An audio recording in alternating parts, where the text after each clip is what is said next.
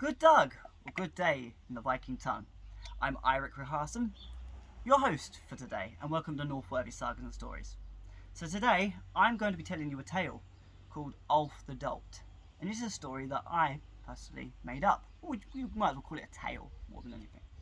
So a long time ago, there once lived a lad called Ljot. And Ljot, well, he may have been dropped on his head, perhaps, because he wasn't as smart as others. His father was a farmer, and he was expected to help around the farm. Ljot would always do things backwards. When he would wake up in the morning, he would put his breeches on top of his head, and he would put his tunic around his legs, which of course would make work incredibly difficult. But what Ljot did, which was a bit of a nuisance more than most, and that was his father would be laying down the seed for the crops, and he would go behind him picking them up because he believed that they were little jewels that dwarfs had dropped down for him to collect.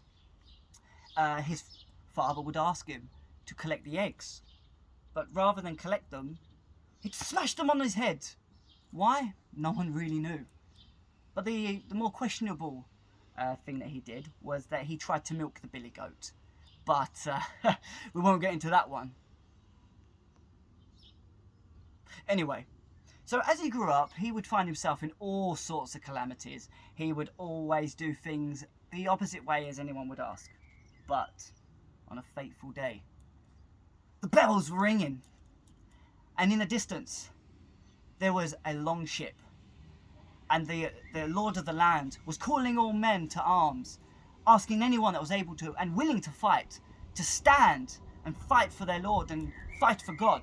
Now, Ljot was one of the few men that was pulled forward, and he thought to himself, you know what, I've spent my whole life being ridiculed and being cast aside and avoided because everything I do is wrong and I don't understand why.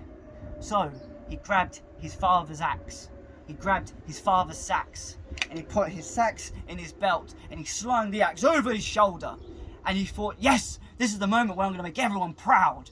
So he ran forward and he joined the ranks, and he saw the fighting fierce warriors on the other end, and he knew this was the moment that he was going to make everyone so proud. Well, as he was running forward, he was screaming, for my lord, for my king, and for God! And he tripped up and he got himself skewered on the warrior sword. The worst part was that as he was laying dying, he tried to fight back, but as he raised the axe, it smacked him in the head. It wasn't a very happy ending for Ljot, and let's just say there was many Saxons that lost their lives that day. So that was my short story of Ljot the Dolt, or Ljot the Stupid if you wish. A very simple tale, but I'm sure funny all the same. So I say, Russ Hail, good health to you all, and thank you for watching. This is Northworthy Sagas and Stories, and I'm Eirik Mad Axe signing out. Until next time, goodbye.